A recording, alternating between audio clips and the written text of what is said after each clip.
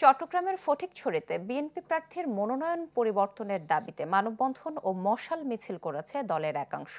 গতকাল বিকেলে এই কর্মসূচিতে নেতারা অভিযোগ করেন, দলের মনোনীত প্রার্থী সরওয়ার আলমগীরের সাথে উপজেলার তৃণমূল নেতাকর্মীদের সম্পৃক্ততা নেই।